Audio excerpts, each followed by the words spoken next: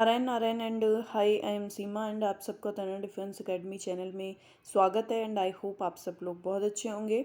आज फिर से हम जो है वो आर्मी क्लर्क का जो है वो आपके सामने एक बहुत अच्छा टेस्ट सीरीज़ लेके आए हैं। तो हम बिना टाइम वेस्ट किए आज की हमारी जो टेस्ट सीरीज़ है, सभी अपने आप को जज करिए, नोटबुक लेके बैठ जाइए और जिसको जिस सेक्शन में प्रॉब्लम है वो ज़्यादा से ज़्यादा उस सेक्शन के क्वेश्चन राइट करने की कोशिश करिए। ठीक है, बाकी आप अपना स्कोर देखिए कि आपको कितना स्कोर जो है वो अर्न हुआ है। ठीक है, तो अभी देखो हमारा जो भारतीय थल सेना क्लर्क एसकेटी जीडी परीक्षा, इन सभी के लिए ये टेस्ट पेपर है। तो देखिए हमारा आज का फर्स्ट क्वेश्चन जो है वो हमेशा की तरह जीके का पार्ट रहता है। तो हमारा फर्स्ट क्वेश्चन जीके का जो है वो देखिए, ब्रिटिश सरकार ने कोलकाता से दिल्ली राजधानी कब स्थानांतरित की? वर्ष 1905 में, वर्ष 1911 में, वर्ष 1912 में या वर्ष 1999 में? ठीक है, तो 1919 में। तो ब्रिटिश सरकार ने कोलकाता से दिल्ली राजधानी, पहले क्या थी, हमारी जो इंडिया की राजधानी थी वो कैलकटा थी, फिर दिल्ली हुई थी। वो दिल्ली कब हुई थी? वो हुई थी आपकी 11 दिसंबर 1911 को। 11 दिसंबर 1911 को जॉर्ज पंचम जो है उन्होंने घोषणा कर दी थी कि दिल्ली राजधानी होगी, लेकिन उसका जो काम है, राजधानी का जो सफ़र है वो 1931 में स्टार्ट हुआ था। ठीक है, तो ऑप्शन नंबर बी इसका करेक्ट आंसर हो जाएगा। अब देखिए नेक्स्ट क्वेश्चन है आपका, भारत में राष्ट्रीय आय की गणना किसके द्वारा की जाती है? केंद्रीय सांख्यिकी संगठन, वित्त मंत्रालय, भारतीय सांख्यिकी संस्थान या नीति आयोग? तो भारत में जो राष्ट्रीय आय की गणना जो है वो आपका CSO के द्वारा किया जाता है। किसके द्वारा? सेंट्रल स्टैटिस्टिक्स ऑर्गेनाइजेशन के द्वारा, केंद्रीय सांख्यिकी संगठन की द्वारा। और केंद्रीय सांख्यिकी संगठन जो है इसकी स्थापना आपकी कब की गई थी? 2 मई 1951 में जो है वो की गई थी। और इसका जो मुख्यालय है वो आपका नई दिल्ली में है। CSO का मुख्यालय आपका नई दिल्ली में है और इसकी स्थापना 2 मई 1951 को की गई थी।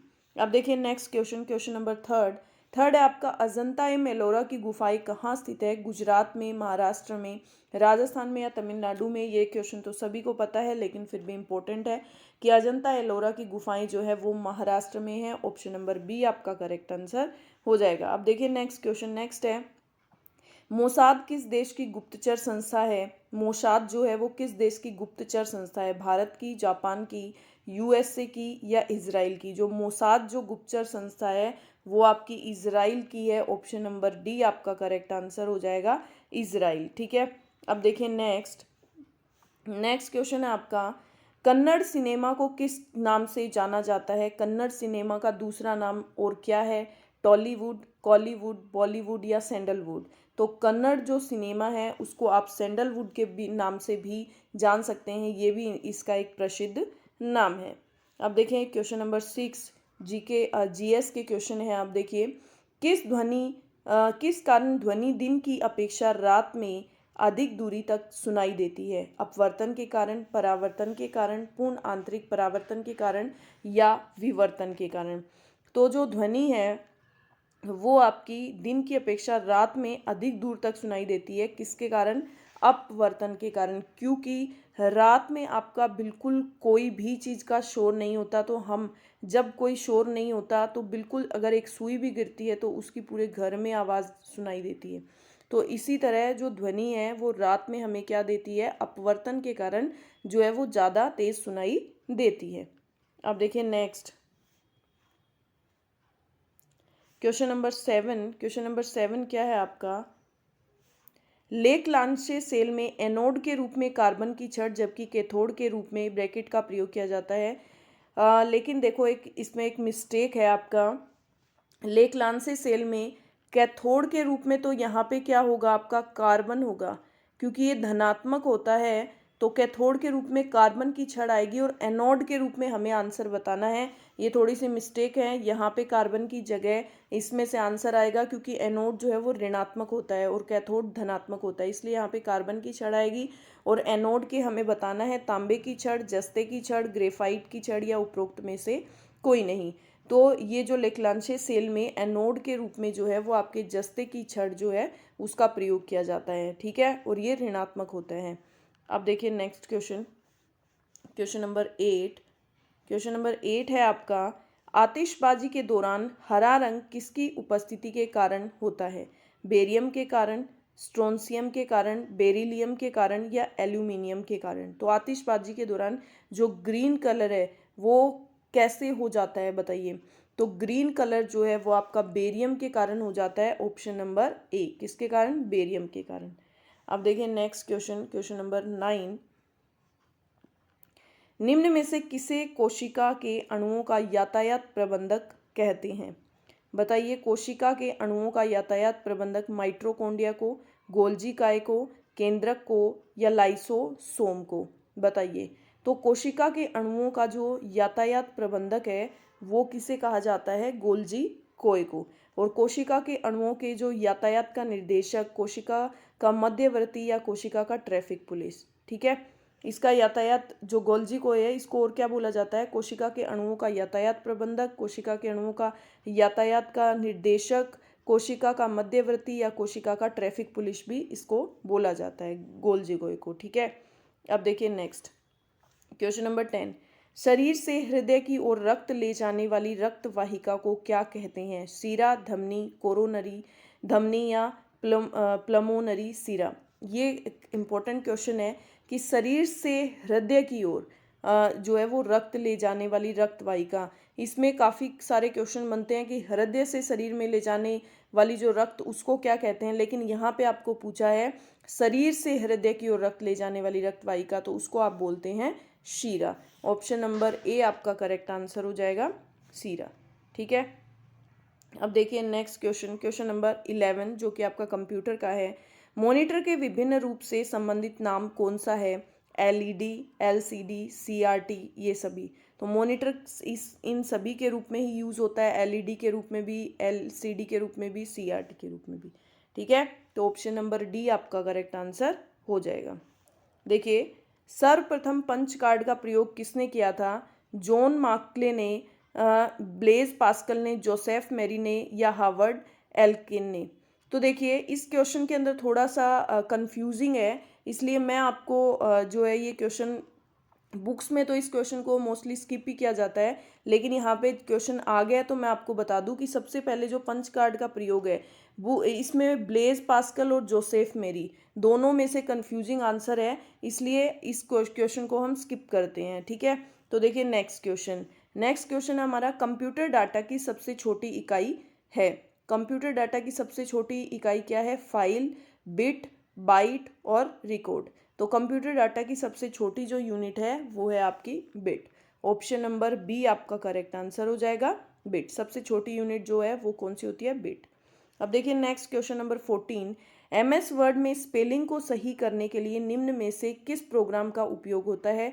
स्पेल प्रो का, इनलुक एक्सप्रेस का या स्पेल चेक का, आउटलुक एक्सप्रेस का? तो एमएस वर्ड में स्पेलिंग को सही करने के लिए जो प्रोग्राम यूज़ किया जाता है वो है स्पेल चेक, और इसकी शॉर्टकट की जो है वो क्या होती है आपकी? Alt plus F1। क्या होती है? Alt plus F1। MS word में स्पेलिंग को सही करने के लिए इस प्रोग्राम का स्पेल चेक का यूज़ किया जाता है और इसकी शॉर्टकट की है Alt प्लस F1। देखिए आप कंप्यूटर का आपका लास्ट क्वेश्चन, स्प्रेडशीट में डाटा कैसे ऑर्गेनाइज होती है? रोज एंड कॉलम्स में, लाइंस एंड स्पेसेस में, हाइट एंड विड्थ में या लेयर्स एंड प्लेन्स में? तो स्प्रेडशीट के अंदर जो डाटा ऑर्गेनाइज होता है वो आपका रोज एंड कॉलम्स में होता है। तो ऑप्शन नंबर ए आपका करेक्ट आंसर हो जाएगा। अब देखिए, अब आपका किसका सेक्शन आता है? अब आता है हमारा मैथ्स का। तो देखिए मैथ्स में क्या है? एक भिन्न का हर अंश से एक अधिक है। ठीक है, एक भिन्न का हर अंश से एक अधिक है। तो देखिए एक्स, अंश हमारा एक्स हो गया और हर एक है। ठीक है, एक अधिक है। यदि अंश व हर दोनों में से एक एक घटा दे, दोनों में से क्या कर दे? एक एक घटा दे, तो भिन्न किसके बराबर हो जाएगी? 0.5 के, इसके बराबर हो जाएगी। तो अब इस पॉइंट को हटाते हैं, यहाँ पे 10 लगाते हैं, हमें भिन्न बतानी थी। ठीक है, तो अब यहाँ पे हमारा क्या हो जाएगा? देखिए ये 1 से 1 तो कट ही जाएगा, कट जाएगा। अब 5 2 ज़ा 10, ये भी कट गया। अब यहाँ पे मल्टीप्लाई कर लेते हैं हम, 2x - 2 इजिकल टू क्या बच गया हमारा, x बच गया ना। अब देखिए 2x में से हम क्या करेंगे, 2x में से x घटा देंगे और ये 2, तो x इजिकल टू क्या आ जाएगा, 2 अपॉन इजिकल टू 2, तो x इजिकल टू हमारा क्या आ गया, 2 आ गया। अब हमारी भिन्न पूछी है इसने, तो भिन्न हमारी क्या थी, x और x प्लस 1, तो x हमारा 2 और भिन्न क्या आ जाएगी, x प्लस 1 मतलब 3। तो आपका option number D correct answer हो जाएगा, 2/3। अब देखिए next question, question number 17 number question आपका क्या है, देखिए 8.31 0.6 ऊपर इनके क्या है, बार है, ठीक है। तो अब हम इसको करते हैं, देखिए किस तरह से क्वेश्चन जो है वो सोल्व करेंगे। देखो हम इसको शॉर्ट में करेंगे, बड़ा नहीं करेंगे, इसलिए देखो 8 पॉइंट है तो इसको 8 को आप एज इट इज़ लिख दो, ठीक है। अब 31 तो हमने इसको लिख दिया 31। अब एक संख्या के ऊपर बार है तो माइनस क्या करेंगे हम, जो रेस्ट संख्या है उसको क्या कर देंगे, उसको लिख देंगे यहाँ पे, ठीक है। अब कितनी संख्या के ऊपर बार है, एक के ऊपर, तो 9 लगा देंगे, और बाकी कितनी बची संख्या, एक, तो 0 लगा देंगे, ठीक है। अब नेक्स्ट वाला हम कितनी संख्या के ऊपर बार है, एक के ऊपर, यहाँ पे तो और संख्या है ही नहीं, 6/9। अब इसमें तो क्योंकि हमारे पास संख्या ही नहीं है तो ना तो माइनस होगा ना 0 लगेगा, ठीक है। अब देखो इसमें हमने उतार ली 0 0 2, अब इसमें से क्या लेस करेंगे, दो संख्या है कोई मतलब नहीं है, लेकिन मैं समझाने के लिए बता देती हूँ। 0 0 लेस कर देंगे। अब देखो यहाँ पे एक संख्या के ऊपर बार है तो 9, और आगे कितनी संख्या है, दो संख्या, तो 0 लगा दी, इसलिए मैंने ये यहाँ पे आपको करके दिखाया है, ठीक है। अब देखिए अब इसको क्या करेंगे हम, 8 + 31 में से आपका या तो यहीं पे आप क्या ले लो, एलसीएम ले लो। देखो एलसीएम ले लेते हैं यहाँ पे 900, ठीक है। तो 9 ये कितनी बार मल्टीप्लाई होगा, 10 बार, तो 31 - 3 28 28 इंटू 2 तो कितना हो जाएगा 280, प्लस 9 ये कितनी बार हो जाएगा 100, तो ये 600, और ये तो आपका 2 आ ही जाएगा। अब हम इसको सोल्व कर लेंगे। 8 जब इसको ऐड करेंगे तो कितना हो जाएगा, देखो 2 8 और 2 8 और कितना हो जाएगा ये 6 और 2 8 अपॉन 900, ठीक है, अपॉन 900। अब देखो अब इसमें क्या करेंगे हम, 8 प्लस, अब इसमें हम जब इसका डिवाइड करेंगे 882 में 900 का, तो हमारा क्या आ जाएगा 0.98, तो हमारा आंसर इसमें क्या आ जाएगा 8.98। तो ऑप्शन नंबर डी आपका करेक्ट आंसर हो जाएगा 8.98, ठीक है। समझ में आया। अब देखिए नेक्स्ट क्वेश्चन, समझ में आया, ये यहाँ पे आप इसको डिवाइड कर लेना, ठीक है। अब देखिए next question, question number 18। Question number 18 में क्या बोला जाता है आपको, देखो 6, इसको यहीं सोल्व करते हैं हम, 6 - 5, देखो अब इसके अंदर हमेशा क्या करते हैं, सबसे पहले ये वाला सोल्व होता है, ठीक है। तो इसको लिखते हैं 6 - 5, ये ब्रैकेट एज इट इज़ लगाने हैं हमें, ठीक है। 6 - 5, अब 4 में से 1 गया, ये क्या आ जाएगा यहाँ पे 3 आ जाएगा, ठीक है। अब देखो 6 माइनस ये ब्रैकेट 5, अब देखो यहाँ पे क्या हो गया आपका 5 और 3, इसमें से आप ये ब्रैकेट था ना, इसमें से 5 में से 3 गया, आपका क्या बचा, ये ब्रैकेट लगाया 6 - 2, ठीक है। अब देखो यहाँ पे आ जाएंगे 6 - 5 - 6 में से 2 गया, आपका क्या बचा 4, ठीक है। अब 6 - 5 में से 4 गया 1, आपका आंसर आ गया 5 आंसर दे रखा है, ऑप्शन नंबर बी आपका करेक्ट आंसर हो जाएगा, ठीक है। समझ में आया। अब देखिए नेक्स्ट क्वेश्चन, क्वेश्चन नंबर 19। दो संख्याएं तीसरी संख्या से क्रम से 20% और 50% अधिक है, पहली संख्या तीसरी संख्या का कितना परसेंट है। तो दो संख्याएं तीसरी संख्या से 20 और 50% जाता है। तो आपकी जो तीसरी संख्या है, तो तीसरी संख्या आपने क्या मान ली, 100, ठीक है। तो दो संख्या तीसरी संख्या से, तो पहली संख्या आपकी क्या आ गई, आपने 120 और दूसरी संख्या हो गई आपकी 150। तो अब ये पूछ रहा है पहली संख्या तीसरी संख्या का कितना प्रतिशत है। तो ये 120 जो है वो पहली संख्या का कितना प्रतिशत है, तो ऑब्वियसली ये कितना प्रतिशत होगी, 120%। ऑप्शन नंबर ए आपका करेक्ट आंसर हो जाएगा। अब देखिए नेक्स्ट क्वेश्चन नंबर 20। दो वस्तुओं के मूल्य 3:5 अनुपात में है। यदि पहली वस्तु पर हानि 30% होती है तथा दूसरी वस्तु पर प्रॉफिट 20% हो, तो हानि या लाभ का समग्र प्रतिशत क्या है। तो देखिए आपके पास दो वस्तु हैं, ठीक है। तो दोनों वस्तु का मूल्य आपका क्या है, 3:5। हमने इसको लेट अज्यूम कर लिया कि 300 और 500 इन दोनों की प्राइस है। पहली पे आपको 30% का लॉस हुआ, मतलब 300 का 70% आपका कितना आया, 210। दूसरी वस्तु पे आपको कितने का प्रॉफिट हुआ है, 20% का। तो 500 का 20% आपका कितना हो जाएगा, इसको 120% करोगे तो 12 5 जा 60, ठीक है। ये आपका कितना आ गया, 600, 120%, इसका परसेंट किया है मैंने, ठीक है। तो ये कितना आ गया, 70%, 210, और इसका 120% कितना हो गया, 600, ठीक है। अब देखिए 600 हो गया। अब ये क्या बोल रहा है, तो हानि या लाभ का समग्र प्रतिशत, दोनों मिला के लाभ हुआ है या हानि हुई। अब मेरे को बताइए, दोनों का प्राइस कितना था, 800, ठीक है। यहाँ पे आप इसको लॉस कितने का हुआ, 90 रुपये का, और प्रॉफिट कितने का हुआ, 100 रुपये का।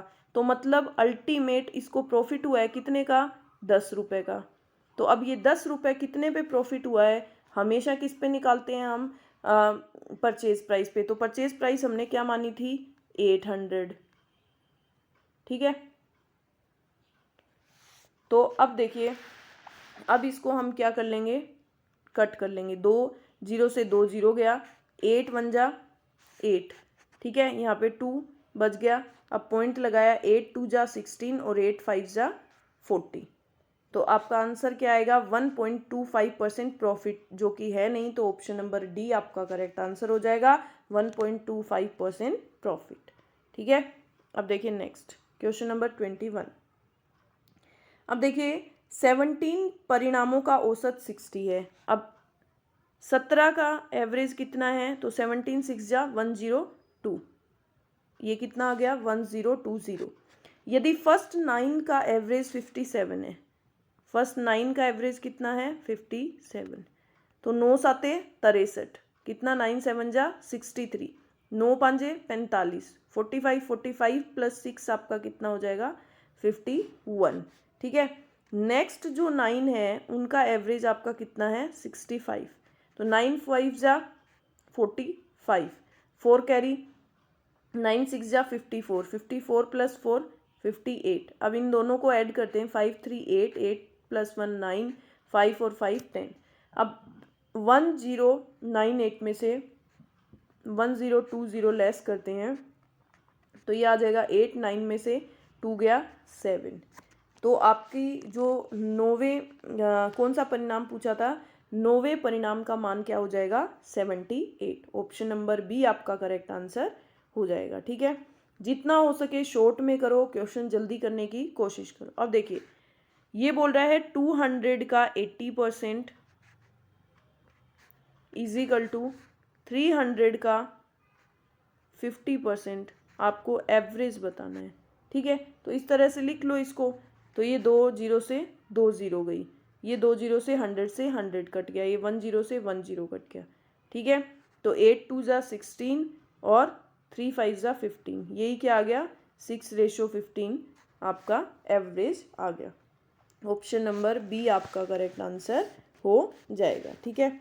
अब देखिए next question number 23 number question क्या है आपका, कोसेक स्क्वायर ए इंटू कोस स्क्वायर ए। तो कोसेक स्क्वायर ए आपका क्या होता है, 1/√2 साइन स्क्वायर ए, कोसेक स्क्वायर ए क्या होता है 1/sin स्क्वायर ए, और यहाँ क्या आ जाएगा कोस स्क्वायर ए। तो ये आपका क्या बन गया कोस स्क्वायर ए अपॉन साइन स्क्वायर ए। तो कोस स्क्वायर ए अपॉन साइन स्क्वायर ए आपका क्या होता है कोट स्क्वायर ए। तो ऑप्शन नंबर बी आपका करेक्ट आंसर हो जाएगा कोट स्क्वायर ए। ठीक है, अब देखिए next question, question number 24 number question आपका क्या है, देखो 120 मीटर इंटू 90 मीटर विमाओं का खेत है जिसमें केंद्र पर मिलती हुई 60 सेंटीमीटर चौड़ी 2 सड़कें हैं। 2 रुपये प्रति मीटर की दर से घास लगाने की कीमत। तो देखो यहाँ पे मैं आपको एक छोटा सा वो करके दिखाती हूँ। पहले हमें खेत बनाना पड़ेगा। ये आपका खेत क्या है 120 मीटर लंबा है, ठीक है, और 90 मीटर चौड़ा है। अब इसमें इसने बोली कि 60-60 सेंटीमीटर की 2 चौड़ी सड़कें लगा ली। तो 2 रुपये प्रति मीटर की स्क्वायर की दर से घास, तो घास किस में लगेगी इसमें। ये जो है ये आपका क्या है 60 सेंटीमीटर, ठीक है। तो हमें क्या लगाना है घास की कीमत बतानी है कि कितनी लगेगी। तो सबसे पहले हम क्या करेंगे, हमें जो है इस पूरे का आयत निकाल के इन जो सड़कों का क्षेत्रफल है उस सड़कों का क्षेत्रफल इस पूरे खेत के क्षेत्रफल में से घटा देंगे। तो हमें ये जो बचे हुए जो कॉलम्स हैं सड़कें हैं खेत में उसका जो है वो क्षेत्रफल आ जाएगा। फिर उसको हम 2 से मल्टीप्लाई करेंगे। तो देखो सबसे पहले हम क्या कर लेते हैं, आयत का क्षेत्रफल हमारा क्या आ जाएगा, इसको देखो आयत का क्षेत्रफल हमारा क्या आ जाएगा 120 इंटू 90, ये कितना आ जाएगा 10,800, 12 में 108, 10,800 मीटर स्क्वायर, ठीक है। अब देखो अब इसमें क्या आएगा, अब हमें जो ये सड़कें हैं उसका निकालना है। तो सड़कें निकालने के लिए हमें क्या करना पड़ेगा, देखो सड़कें निकालने के लिए अब 90 है तो हमें इसका सड़क का क्षेत्रफल हम क्या कर सकते हैं, ये कितना आ जाएगा 90, लंबाई कितनी हो गई है ये 90 हो गई ना, ये 90। अब हमें ये वाली जो चौड़ाई है वो लेनी है तो वो क्या हो जाएगी 60 सेंटीमीटर। तो 60 सेंटीमीटर को हम क्या करेंगे 100 ले लेंगे क्योंकि ये मीटर में चेंज करनी है हमें, ठीक है। तो ये कितनी आ गई 9×6 = 54, ठीक है, 54 मीटर प्रति स्क्वायर, ठीक है। अब हम क्षेत्रफल इसका निकालेंगे, ये वाला निकालेंगे। तो ये हमारा क्या आ जाएगा 120 इंटू 60/100, ठीक है। तो ये हमारा कट हो जाएगा, ये कितना आ जाएगा हमारा 72 मीटर स्क्वायर, ठीक है। अब देखो अब ये वाला जो बीच वाला कॉलम है हमने 2 बार ले लिया तो इसका क्षेत्रफल क्या होगा, इसका क्षेत्रफल हो जाएगा 60/100 इंटू 60/100। ये हमें लेस करना पड़ेगा ना, ये देखो कट हो गया, ये कितना आ जाएगा 0.36, ठीक है।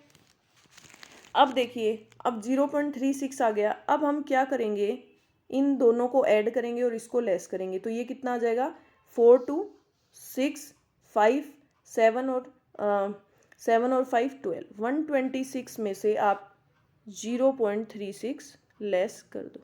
तो ये कितना आ जाएगा आपका, लेस करने पे आ गया आपका, देखो 10 में से 6 गया 4, 9 में से 3 गया 6 और यहाँ पे क्या बच गया आपका 125 मीटर स्क्वायर, ठीक है। अब हम क्या करेंगे, ये बच गया। अब हम क्या करेंगे, ये हमारा इन जो रेस्ट जो सड़क है उसका हमारा क्या आ गया क्षेत्रफल आ गया, ठीक है। अब हम क्या करेंगे 10,800 में से इसको लेस करेंगे तभी तो हमारा ये बचा हुआ ये जो सड़कें हैं इसका क्षेत्रफल आएगा।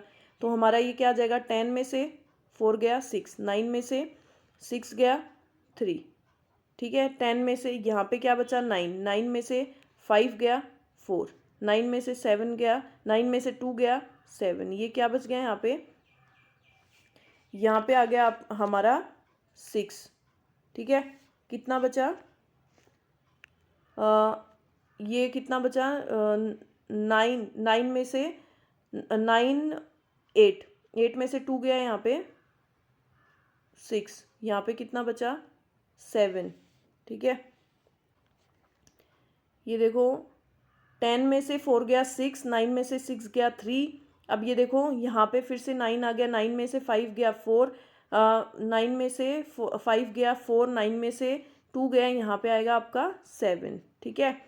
अब यहाँ पे 7 में से 1 गया 6 और यहाँ पे आ जाएगा 1 0, थोड़ा सा स्पेस की दिक्कत है, ये आ गया आपका 10674.36। अब इसको आप कितने से मल्टीप्लाई कर दो, 2 से मल्टीप्लाई कर दो, तो आपका क्या आ जाएगा 2 6 12, यहाँ लिख देते हैं 2 तिया 6 1 7, ठीक है। पॉइंट 2 चौके 8, 2 सत्ते 14, 2 6 12, एक आपका क्या आ जाएगा 13, और यहाँ पे क्या आ जाएगा 1 और यहाँ पे आ जाएगा 2, तो ऑप्शन नंबर ए आपका करेक्ट आंसर हो जाएगा 21348.72, ठीक है। आई होप समझ में आया होगा आपको, थोड़ा सा लेंदी था ये क्वेश्चन, बट ट्राई किया आपको इजीली समझाने का, ठीक है।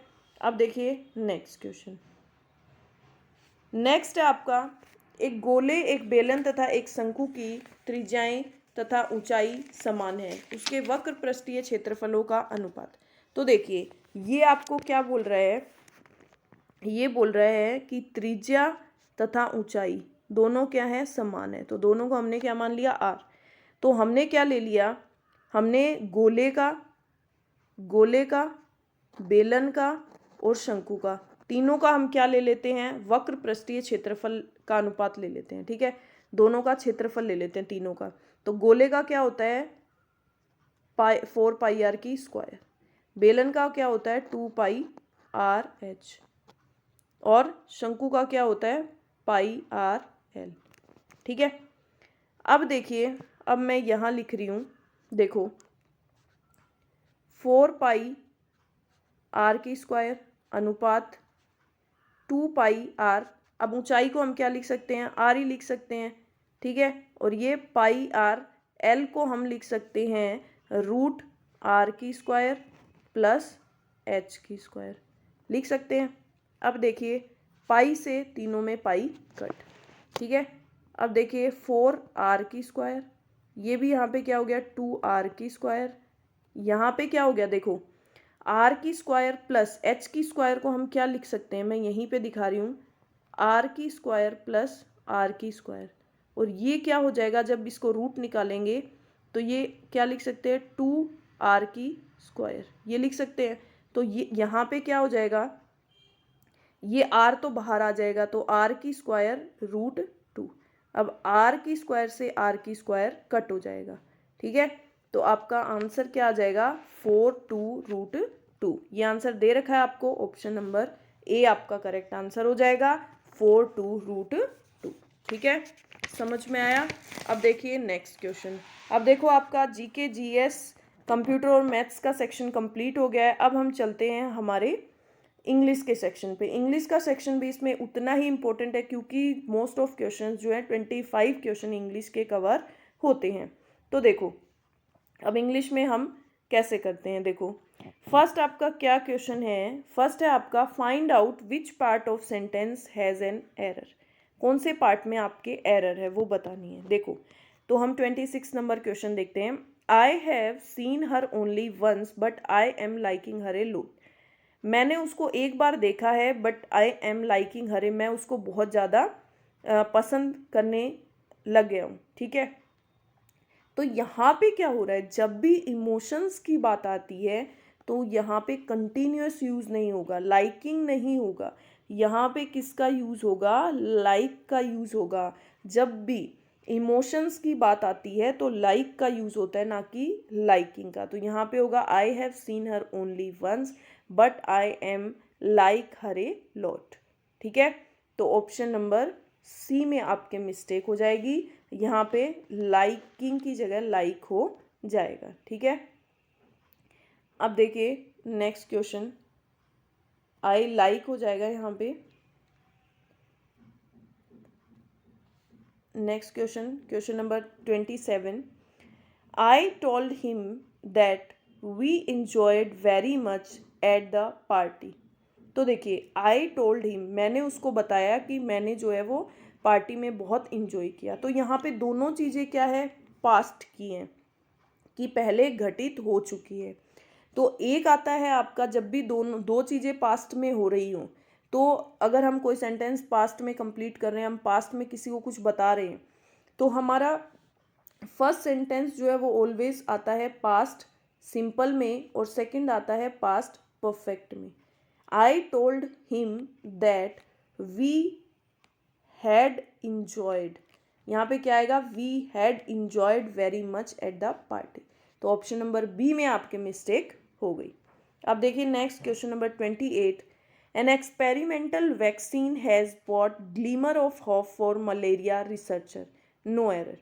देखिए an experimental vaccine has bought glimmer of hope, इसमें क्या होगा, जब भी आपका कोई भी स्पेसिफिक किसी टर्म के बारे में बात हो रही होती है तो वहाँ पे हम आर्टिकल का यूज़ करते हैं। तो यहाँ पे हमारा आर्टिकल आएगा ए, क्या आएगा, आर्टिकल आएगा a glimmer of hope for malaria research. ठीक है, तो ऑप्शन नंबर सी के अंदर आपका जो है वो मिस्टेक हो जाएगी।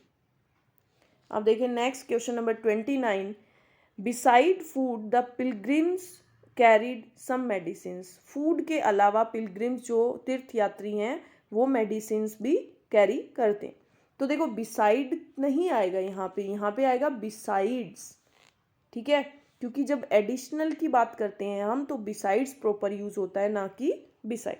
ठीक है, अब देखिए next question number 30, the sweets were shared between the 4 girls. हमेशा जब भी दो से ज़्यादा की बात होती है तो हम बिटवीन का यूज़ नहीं करते, हम अमंग का यूज़ करते हैं। तो यहाँ पे क्या आएगा, the sweets were shared among the 4 girls. ठीक है, तो ऑप्शन नंबर सी में इसमें मिस्टेक हो जाएगी। अब देखिए नेक्स्ट आपको क्या पूछा है, choose the word similar in meaning to the given word. आपको सिमिलर सिनोनिम्स बताना है। तो देखिए इकोनॉमिकल का मतलब क्या होता है आपका, सस्ता।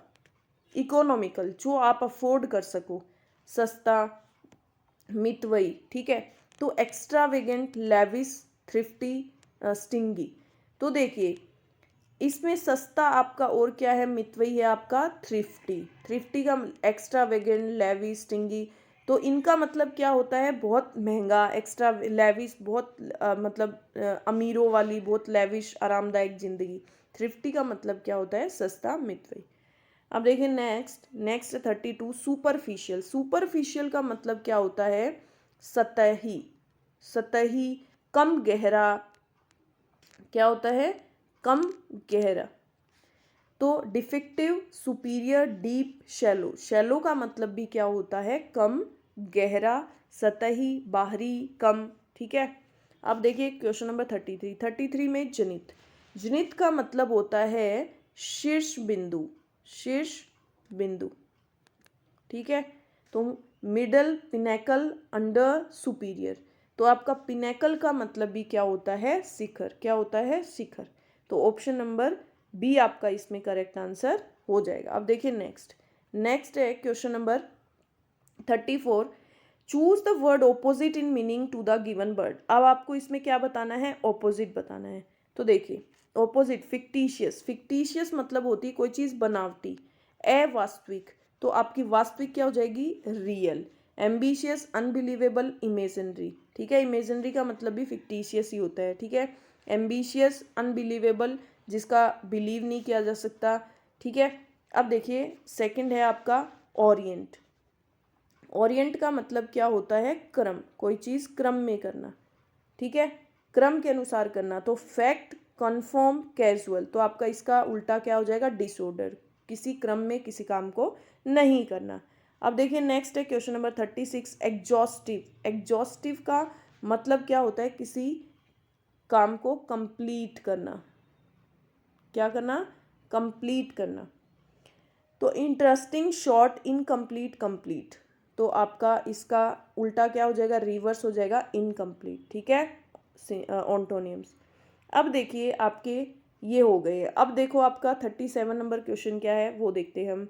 Choose the one which can be substitute for the given word. इसका सब्सटीट्यूट बताना है आपको वन वर्ड में। Member of a band of robbers is called dacoit, brigand, thief या पायरेट। तो आपके जो चोरी करते हैं उसका जो member of band of robbers, एक चोरी जो करते हैं, जो चोरों के जो ग्रुप होता है उसका कोई मेंबर होता है, उसको क्या बोलते हैं, तो उसको बोलते हैं आपका ब्रिगेंड। क्या बोलते हैं, ब्रिगेंड। ऑप्शन नंबर बी आपका करेक्ट आंसर हो जाएगा, ब्रिगेंड, ठीक है, मतलब डाकू। अब देखिए next question number 38। Design made by putting together coloured pieces of glass और स्टोन्स। ग्लास और स्टोन्स के पीसेज जो है उनको कलर करके उनको जो है उनसे कुछ डिज़ाइन बनाई जाती है, तो उसको क्या बोला जाता है, जो डिज़ाइन बनाई जाती है, डिज़ाइन जो बनाता है उसको बोलते हैं मोसेक। क्या बोलते हैं, मोसेक, ठीक है। अब देखिए नेक्स्ट क्वेश्चन नंबर 39 क्या है, fill in the blanks with suitable modal verb भरना है आपको। She break it work hard if she wants to top the merit list. ये तो आपको समझ में आ गया, यदि इफ शी वॉन्ट्स टू, यदि वो मेरिट लिस्ट में आना चाहती है तो उसे क्या करना चाहिए, उसको मेहनत करनी चाहिए। तो देखिए मस्ट हैव आएगा, मस्ट आएगा, मस्ट नॉट या वुड, तो यहाँ पे आएगा she must work hard. Option number B आपका करेक्ट आंसर हो जाएगा। अब देखिए नेक्स्ट क्वेश्चन नंबर 40 है आपका, she break it alone it was raining heavily. तो must not leave, must not have left, should not leave या नन। इसका होगा शी उसे अकेला नहीं छोड़ना चाहिए, इट वॉज रेनिंग हैवीली, क्योंकि बारिश जो है वो बहुत तेजी से हो रही है। तो यहाँ पे भी आपका क्या होगा, option number B must not have left, ठीक है। तो देखिए ये हो गए हैं। अब आपका है पैसेज। तो देखिए पैसेज हम रीड करते हैं। Read the following passage carefully and answer the questions that follow, ठीक है।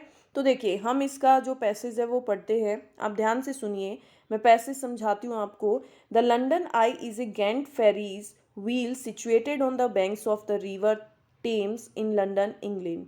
जो लंडन आई है is a giant Ferris wheel, ये एक नाम है, बहुत बड़े जो है वो हिस्टोरिकल प्लेस है ये, गेंट फेरी व्हील जो है वो, जो कि सिचुएटेड है, गेंट का मतलब होता है घाट, फेरी व्हील मतलब एक पहिया, ठीक है।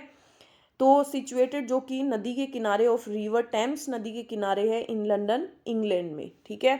फिर है the entire structure is 135 metre 443 feet tall. ये क्या 135 मीटर जो है वो लंबा है इसका पूरा structure. And wheel has a diameter of 120 metre 394 feet. और जो व्हील जो पहिया है उसका जो डायमीटर जो व्यास है वो 120 मीटर है, ठीक है।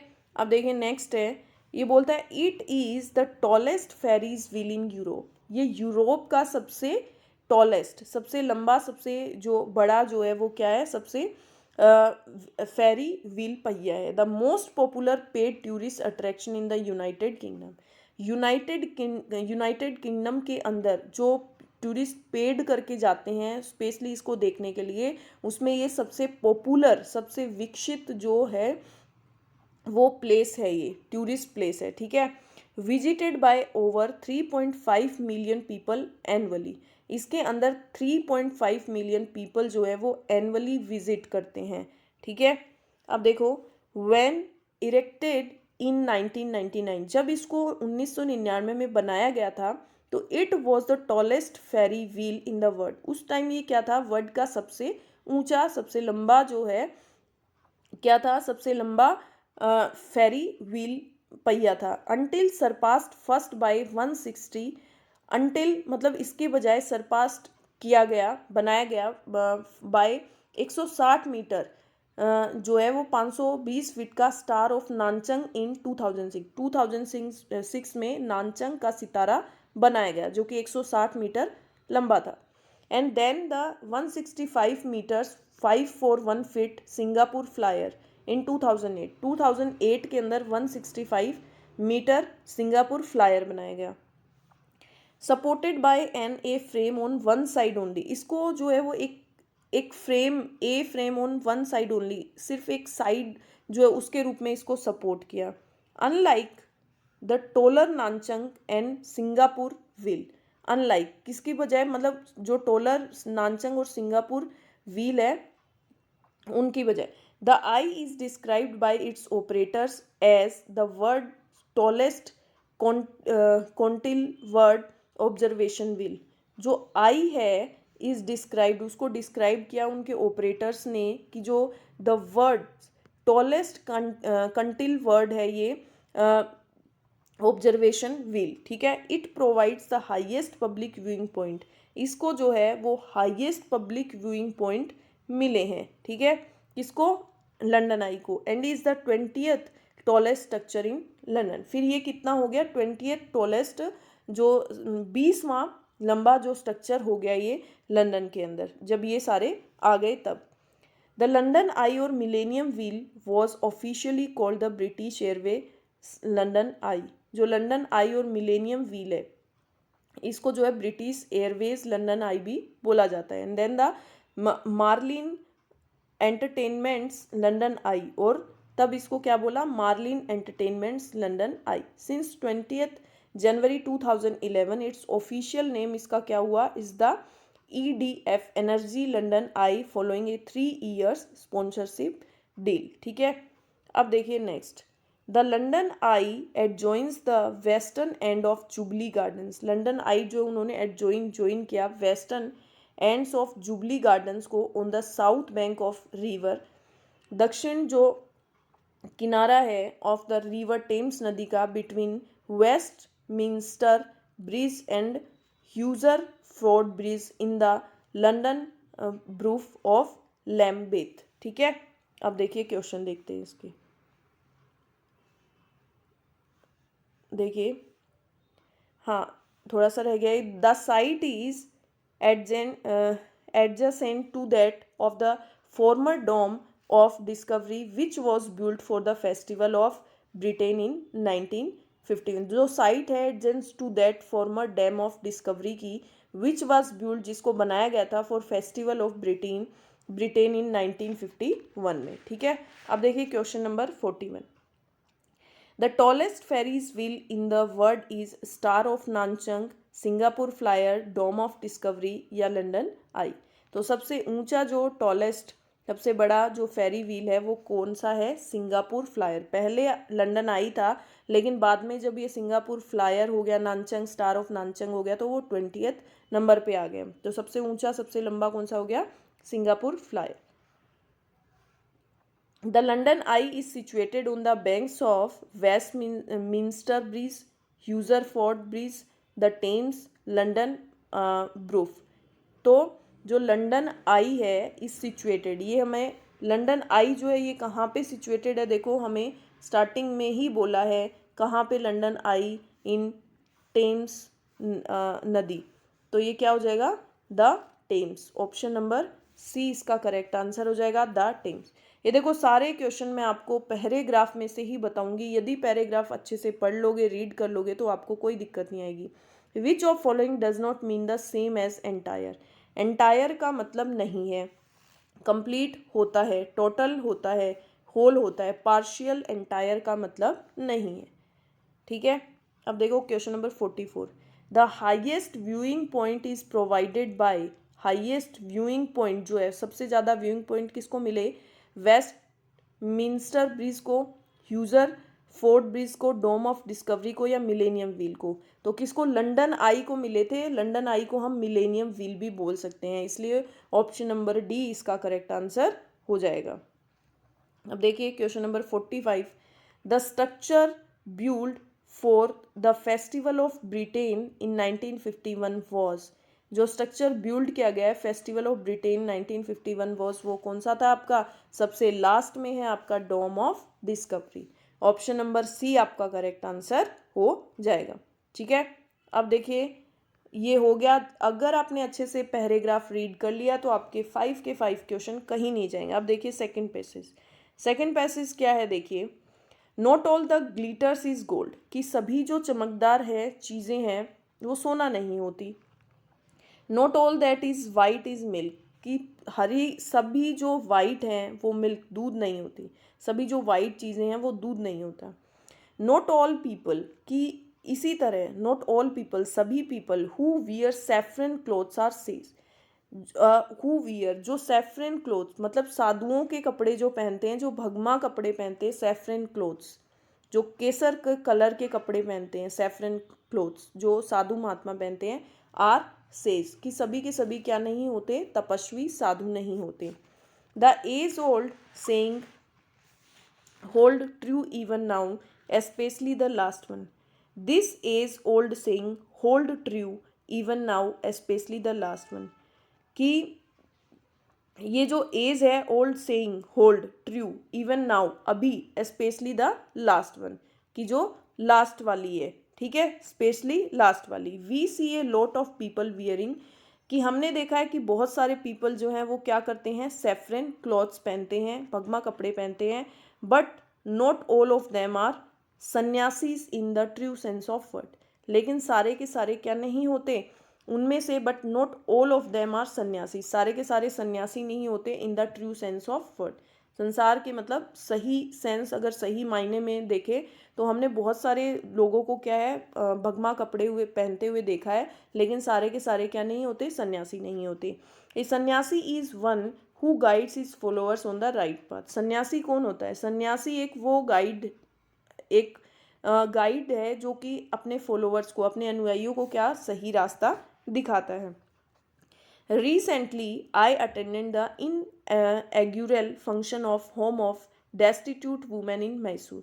अभी रिसेंटली करंट में ही आई अटेंडेड, मैंने अटेंड किया, मैंने ज्वाइन किया इन एग्यूरल फंक्शन, मतलब किसी के घर की जो इनोग्रेशन है उसको जो है उद्घाटन का फंक्शन जो है मैंने, फॉर ए होम, एक घर का, for destitute women in Mysore. Destitute women मतलब जिनको प्रताड़ित किया जाता है, ठीक है, जो बेसहारा जो औरतें हैं उनके घर की जो है वो उसका उद्घाटन को अटेंड किया। In most cases the women were there because they were either harassed by their in laws और टॉर्चर्स बाय ड्रंकन हस्बैंड। उसमें मोस्टली जो वुमेन थी वो कैसी थी, there because they were either harassed, उनको प्रताड़ित किया गया, बाय देयर इन लॉज, उनके ससुराल वालों के द्वारा, और टॉर्चर्ड, और उनको परेशान किया गया, टॉर्चर किया गया बाय ड्रंकन, शराबी पतियों के द्वारा, ठीक है। Owing to their social economic condition, अपनी सोशल इकोनॉमिक जो कंडीशन है, सामाजिक आर्थिक कंडीशन, उसके कारण even the parents of victims were unable to take them in, जो विक्टिम है, जो पीड़िता है, उसके पेरेंट्स भी जो है उसकी टेक केयर करने के लिए जो है वो एबल, योग्य नहीं है, and care for their helpless children, और उनकी जो असहाय जो बच्चे हैं उनके उनकी भी मदद करने के, केयर करने के लिए वो अनेबल हैं, ठीक है।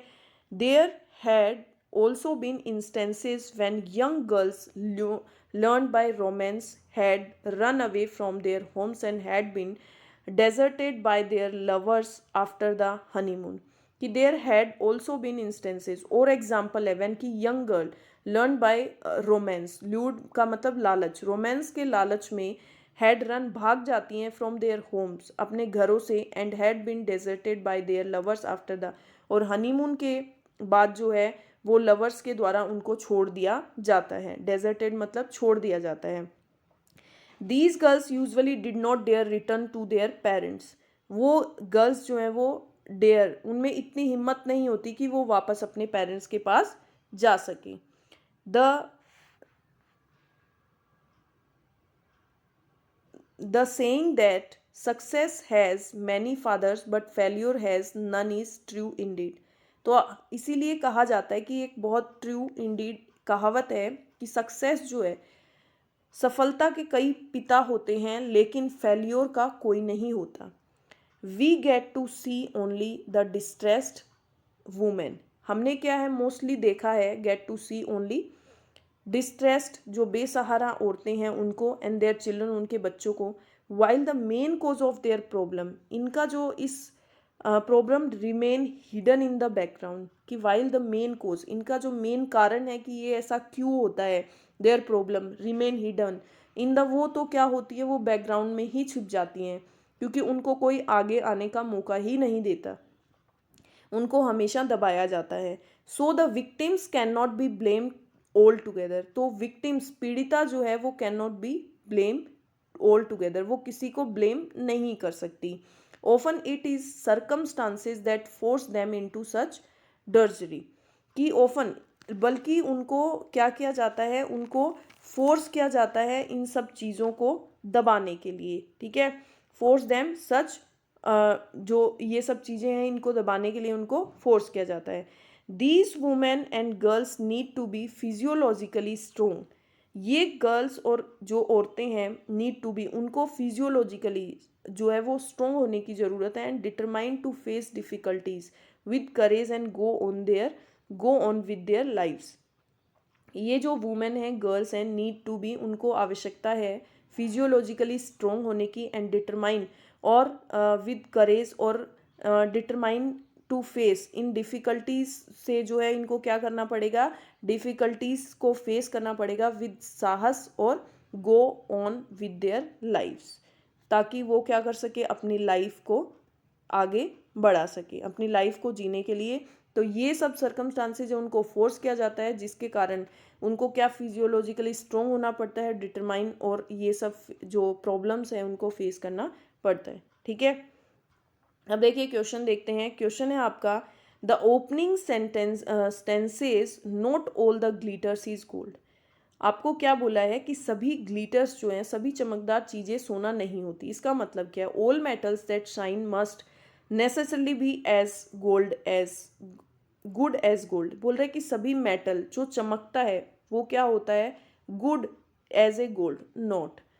One must not be deceived by appearance, कि दिखावे से धोखा नहीं खाना चाहिए। One must not deceived, one must not deceived मतलब दिखावे से, बाय अपीयरेंस दिखावे से, डिसीव्ड मतलब धोखा नहीं खाना चाहिए। तो इसका मतलब यही हो जाना होता है कि चमकदार चीज़ों को देख के हमें आकर्षित नहीं होना चाहिए, क्योंकि उसमें भी कुछ प्रॉब्लम हो सकती है। ज़रूरी नहीं है कि जो हमें उसका बाहर से हमें चमकदार दिख रहा है वो अंदर से भी ही उतना ही चमकदार हो।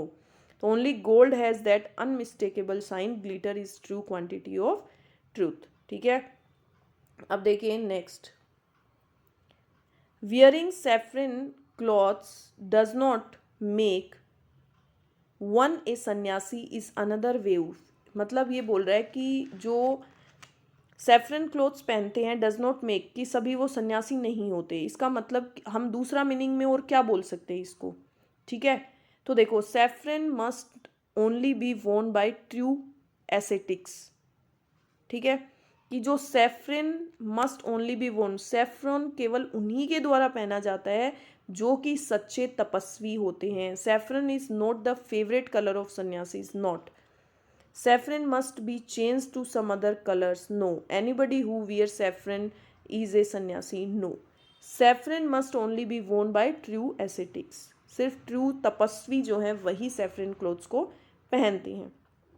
अब देखिए नेक्स्ट है आपका, owing to their social economic condition even the parents of victims were unable to help them, कि उनके पेरेंट्स जो हैं वो विक्टिम की हेल्प करने के लिए योग्य नहीं होते उनकी सोशल इकोनॉमिक कंडीशन के कारण। बिकॉज देम, क्योंकि they were financially self sufficient, नहीं। Society considered them to be backward, their social and economic situations did not allow them to do so, they could afford to but were reluctant. तो इसका answer क्या हो जाएगा, देखिए option number सी, कि there social and economic condition, उनकी सामाजिक और आर्थिक स्थिति जो है वो उनको अलाउ नहीं करती है। तो ऑप्शन नंबर सी इसका करेक्ट आंसर हो जाएगा। देखिए अब next question number 49, success has many fathers but failure has none. इसका क्या मतलब है कि सक्सेस के तो बहुत सारे पिताजी हैं लेकिन फेल्यूर का कोई भी नहीं। इसका मतलब क्या है, Success has only fathers but no mothers. No. Failures has many mothers but no fathers. Success comes naturally to men, not women. No. No one owns up to failure. No one owns up to failure, failure तक कोई भी, no one ओप्स कि failure में आपका कोई साथी नहीं होता, no one owns up to failure, failure तक। अगर सक्सेस है तो आपके पीछे सब घूमेंगे, अगर एक बार आप फेल हो गए, फेल्योर हो गए किसी चीज़ में, तो आपको कोई नहीं पूछेगा, तो no one owns up to failure. Option number D correct answer हो जाएगा। देखिए, the main reason for the main cause of their problems remaining hidden is, जो मेन रीज़न है, मेन कॉज है देयर प्रॉब्लम रिमेनिंग, वो hidden is छुपी हुई है, क्या है? Nobody has bothered to find out the real causes, no, nobody, किसी को टेंशन नहीं है to find out real cause find out करने की, no. People are waiting for it to come out in open, no. People don't want to be bothered with others problem, no. इसका fourth number होगा nobody has tried to, तो इसलिए fourth number थोड़ा सा छिप गया है, बट कोई बात नहीं, जब आपको पीडीएफ मिलेगी तो पता चल जाएगा, ठीक है। सो आज की क्लास आपके 50 क्वेश्चन कंप्लीट हो गए हैं, तो सभी क्वेश्चंस आप कमेंट सेक्शन में लिख के बताइए कितने राइट हुए हैं और कितने रॉन्ग हुए हैं, ठीक है। बाय, कल फिर मिलेंगे इसी टाइम पे, बाय बाय।